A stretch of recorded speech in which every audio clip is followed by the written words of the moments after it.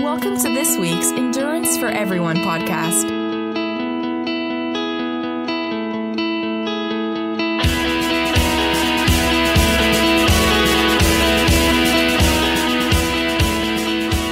The following program is for entertainment purposes only. Though the hosts of this show are certified Ironman coaches, their attempts at long-course triathlons and endurance events should not be taken as an endorsement for you to do something stupid too.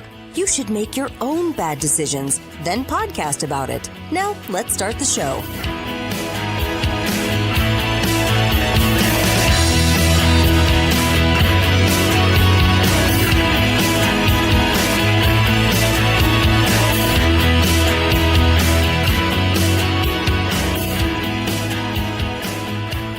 Hey everyone, it's episode 165 of the Endurance for Everyone podcast, and here I am again, trying to wing it alone, but trying to get a show out for you guys.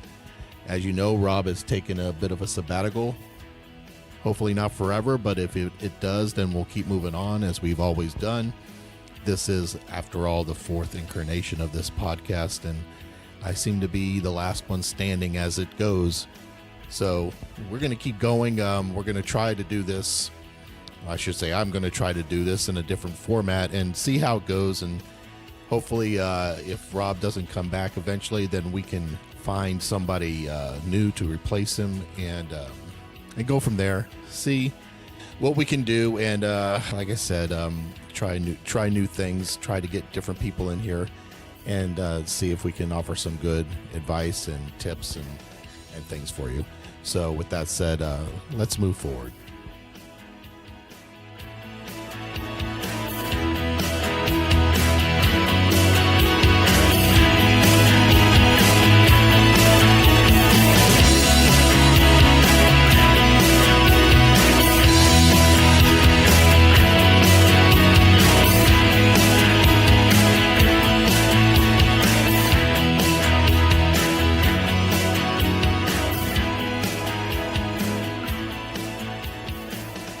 Because this is kind of a reboot for Endurance for Everyone, the podcast, I thought maybe it was time to kind of go back in time and kind of tell people who I am. For the people who are longtime listeners, I apologize.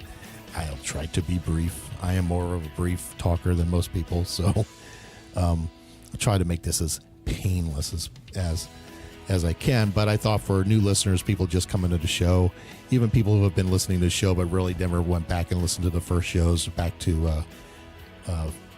Ironman Year One and Fat Slow Triathlete and Backpack Endurance, that it might be a refresher or a welcome, of course.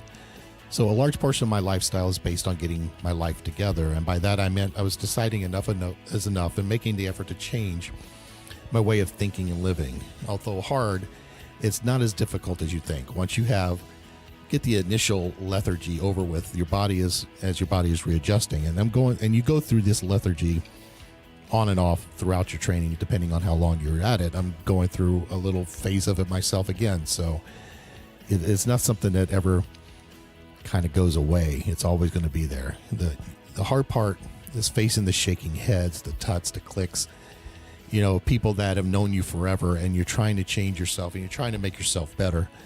And it's always going to be met with, it's not always, but a lot of times it's going to be met with some resistance, I guess. People like you as you are, and people don't like, as a whole, people don't like change.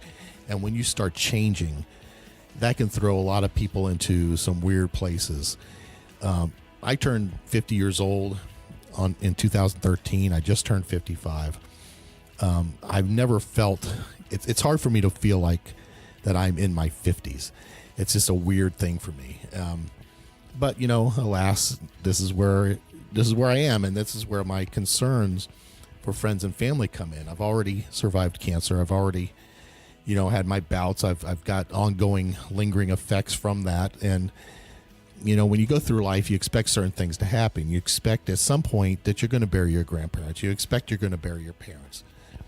But I'm the oldest of my generation. I do not expect to bury my sister, to bury my brothers, to bury my children, or even my cousins. I should be the first to go. That's how it's supposed to work. So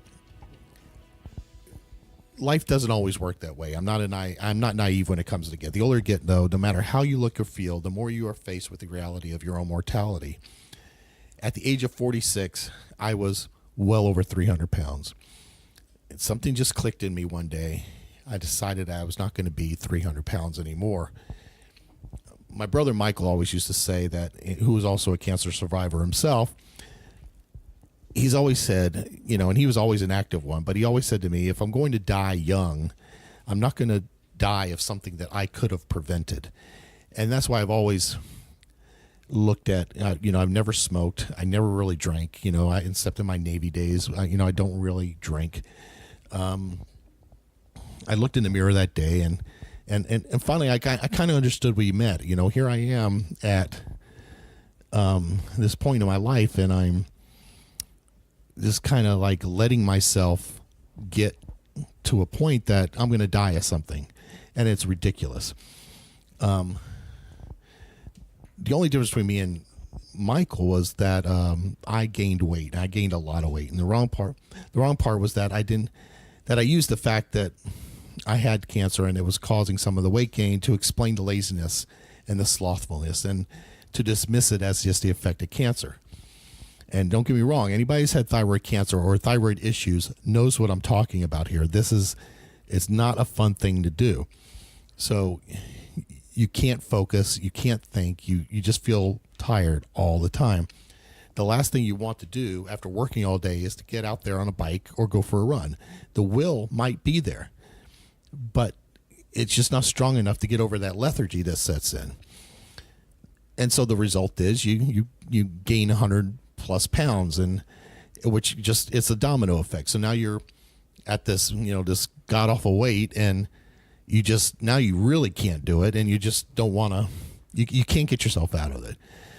So, it came to a point that I kind of tried to find help. The endocrinologist I was going to wasn't any help. He always went back to the old school way of thinking about thyroid disease. And, if you don't eat, 2,000 calories a day, if you eat 1,500 calories a day, you're going to lose weight. And as a endocrinologist, you should know better than that, because it doesn't always work that way for thyroid patients. So, I was given so what do you do when you're gaining weight and you're trying to get back? You choose triathlon, right? Because that makes sense. So I was given a homework assignment by my coach at that time to look up the Vinnie Tortorich podcast. At the time, he was called the Angriest Trainer podcast. And I started listening to that, and a lot of it started making sense. He was starting to talk about things, about how I ate and just how things were affecting me that made sense to me. So I started reading a lot. I started reading Wheat Belly and Good Calorie, Bad Calorie, a few more books. And I changed my lifestyle, and I just cut out the grains and I cut out sugar, and I started losing weight. And I wish I was better at it still, but I'm not. I have I'm not as disciplined in there as I've been in the past. So, but the people, and then especially when you talk about food and the way you eat, people love to poke holes in that. They say it won't work, that calorie in, calorie out is the only true method. They posture that all the time, and it's not true. But I'm not going to argue that right now. Calorie in, calorie out does not always work. On a scientific level, yes, it does work. But 1,000 calorie Big Mac is not the same as 1,000 calories of spinach. On a base level, it's 1,000 calories. It's kind of like a pound of feathers or a pound of bricks. They're still a pound. Your body is not going to treat them the same way. It's not going to burn them the same way.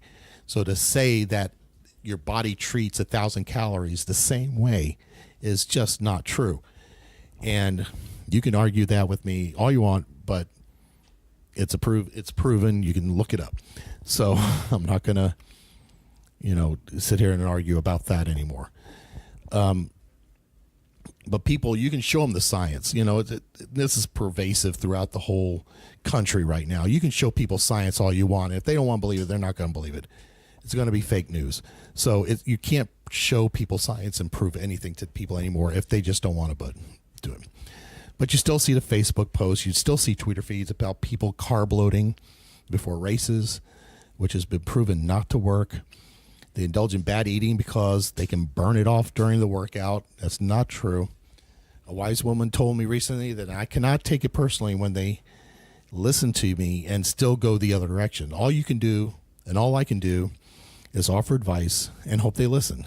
But if they don't, then that's their choice. And I've gotten better at it, just letting that stuff go.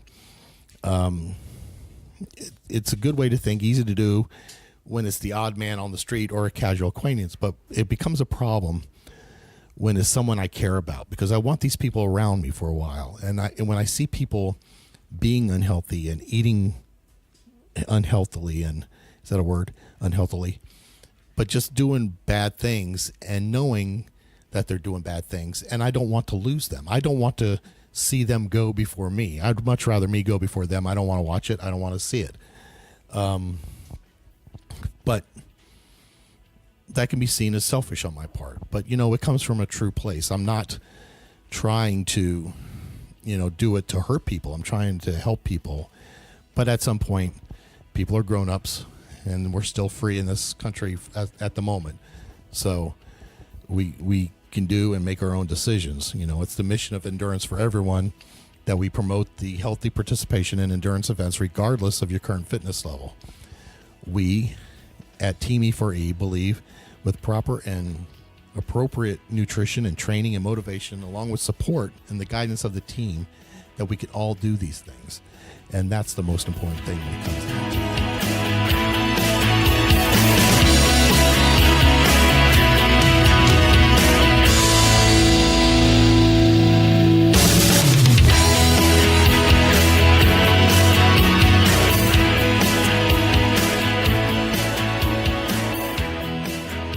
Ready to start your journey? Whether it's your first workout or you are a seasoned athlete, Endurance for Everyone Coaching wants to work with you. Our coaching team has worked with athletes from beginners to USAT national qualifiers and are comprised of experienced runners, cyclists, and triathletes who have a passion for healthy living and have been where you are. We offer comprehensive coaching programs from weekly support to basic consultation, all designed to help you achieve your goals. If you want to take your performance to the next level, look no further than Endurance for Everyone Coaching. Go to www.teamE4E.com and click on the coaching link, or send an email to teamE4E@enduranceforeveryone.com. And let's get started.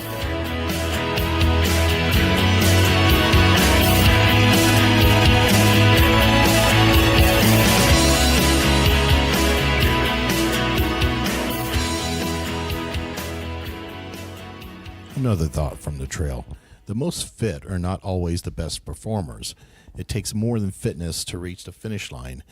And the limiting factor is not just a physical ability, but it's your habits, your nutrition, your hydration techniques, your gear, and your forged toughness.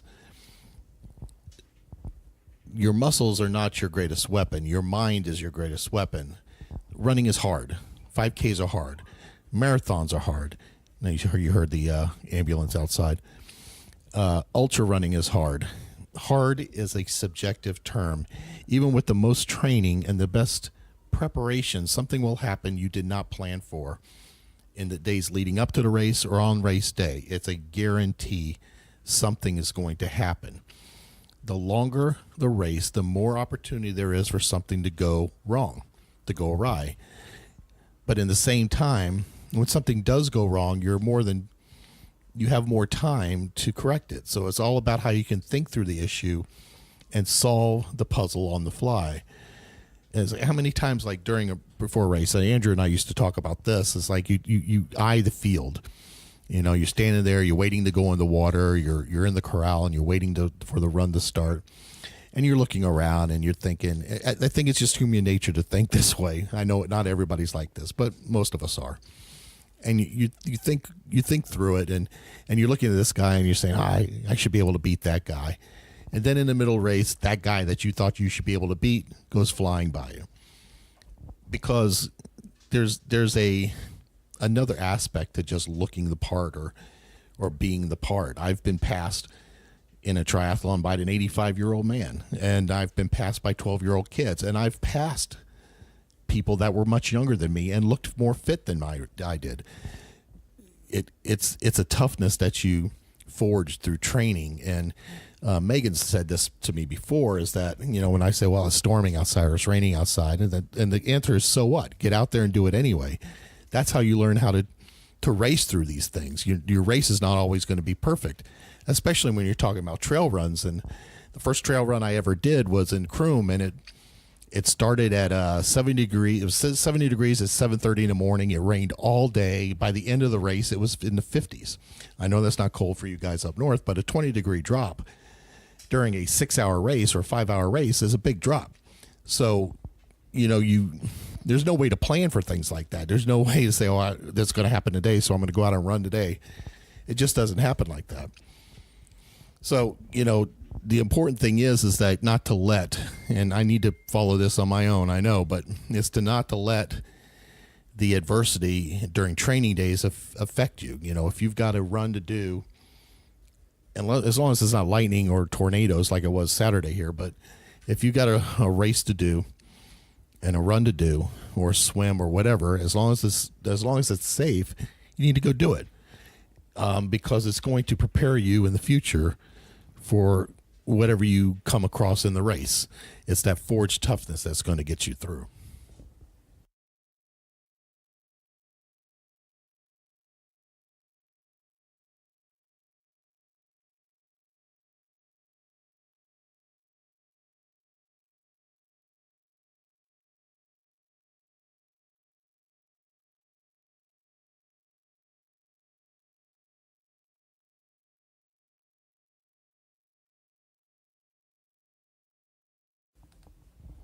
Have you ever raced a bird?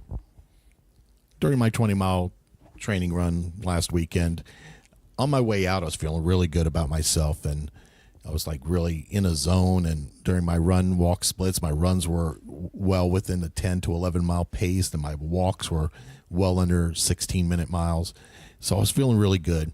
And I came across a fence, and on this fence, I noticed this little yellow bird. It was a little bird with a yellow breast. I have no idea what kind it is. Probably some kind of warbler or something. But just as I would get up to the bird, it would take off, and I noticed it would take off and fly about 20 yards up and land on the fence again. And then right when I got to the fence, right to him again, he would take off again and then land on the fence. And I said, and I'm thinking to myself, this bird is racing me. He's letting me get to him, and then he's jumping up and wait until I get ahead. And he did this, or she, I don't know what it is, all the way to the end of the fence, and then flew off into the woods. And I say, okay, no big deal. That's kind of a cool thing. So I get, this is right at about mile 4 or 5, get through mile 9, on my way back, get about 5 miles in, and I swear to God, the same damn bird was on the fence waiting for me and did the same thing back. Now, I was a lot slower at this point. This is after the blisters had pulled. So, have you ever really felt really good about something you were doing only to be shown up by a small yellow bird? I have, and it's not fun. And it was kind of we've all been, well, not all of us, but in past shows I've talked about being a target, and it's very obvious when you're a target. And by that I mean you're a big guy, you're a big girl, you're a big, slow, whatever it is, and you always have that person that it's so obvious that comes running up beside you in a race, gets about 5 feet ahead of you, and then starts walking. And then your run split starts, and so you run and you pass them, and then you get to a point and you start walking, and sure enough, here comes that same person, runs and gets right by you and then starts walking. So it's very obvious that you're their target. You're their person that they're kind of stay ahead of. We talked about this in triathlon when we first started training for it, is that, find a target. Like if you're on a bike, find somebody up on the course and try to catch them. And that was, kind of a mind trick to kind of do that. And it's fun to do when you're doing it. It's not so fun when you realize people are using you as that target. Megan Nanasinkum, I should say. she talked about that in one of her races a while ago, that there was a person, I believe it was in a wheelchair person, and that she just could not let that person beat her. And it has nothing to do with like disrespect for the person. And, it's great that they're out there, but it's just that mindset you have to get into I guess, to forge toughness, as I spoke about earlier, that you're not going to let that person beat you no matter what. And I've never really had that instinct, that killer instinct that I've talked about before, that I'm just not going to let them beat me. Jennifer had it in spades, that she was just had that kind of toughness about her. And most of the people I train with actually have that toughness, but it's just not something I have. And I don't know at the age of 55, even if I can become that kind of person. And I'm okay with not being that kind of person, to be honest. But it was just funny that I felt it was funny that I was being beaten by a bird.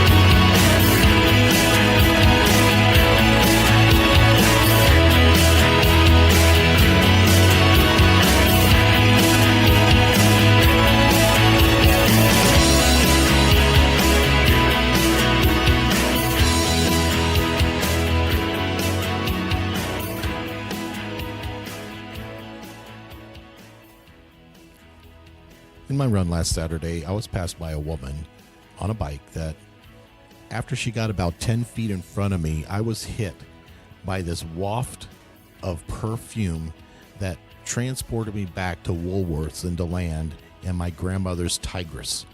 Now, if you don't know what Tigress is, I've just dated myself. But if you do know what Tigress is, you've dated yourself. It was the most god-awful perfume that I've... It's just cheap perfume, but it reminds me of my grandmother because she always wore Tigress.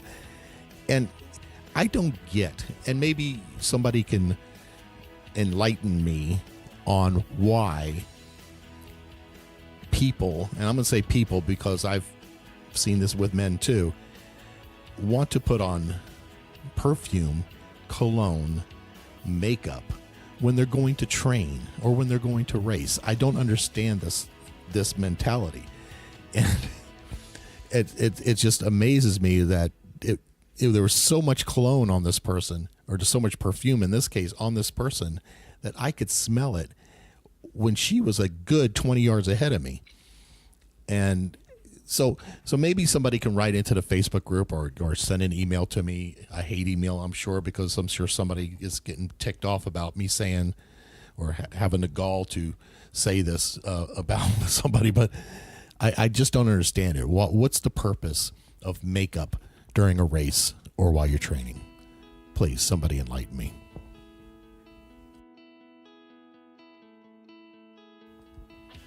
Okay, I want to end this episode by talking about the issue I had last week. I'm not going to talk a lot about it, but the blisters that I had brought up a discussion in the group once I posted the results and shared with a few the nasty pictures of the offending issue with my feet. That there's a book out there by John Vonhoff, Vonhoff, called Fixing Your Feet. And there's very few books I would say are must-haves, but this is definitely one of them. The Megan actually told me to buy it, or requested that I buy it when I was training for Infinitus in 2017, and I have gone back to this book time and time again, and it's really a detail. It almost reads like a textbook of some kind, in just foot issues. But it goes through everything from blisters to sprains to everything, anything you could think of having an issue with your foot, plantar fasciitis, everything like that it's in there. Not only how the foot works, what causes these issues, and how to treat them and how to prevent them. So I would highly recommend going to Amazon or wherever you go and get Fixing Your Feet by John Vonhoff and just having it as part of your library, I think it's a must-have, right up there with a few other books that we can discuss at other times. So to end the show, I think you probably noticed that it's shorter than our normal hour.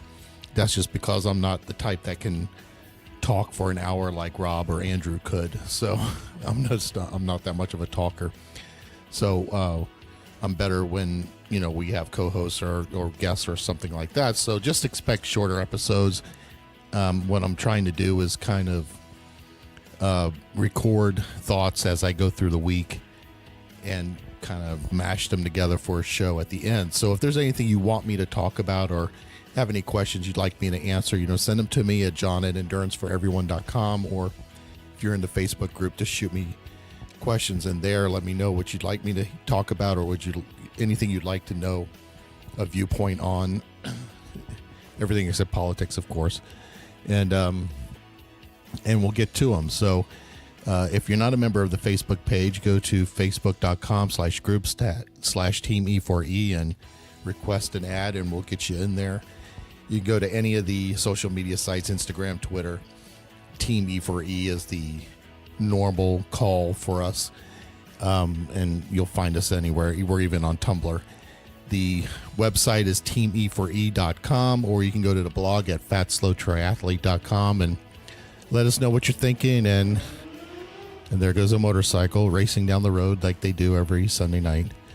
So sorry about that, but and we'll keep moving forward, and hopefully the show still gives you some insights and gives you some outlet or something to listen to on your runs, and it's helpful in some way. So keep in touch. Let us know. Swim calm, bike strong, run steady. Thanks for listening to the Endurance for Everyone podcast. If you have comments or questions for the show, send an email to teamE4E@enduranceforeveryone.com. And remember, swim calm, bike strong, and run steady.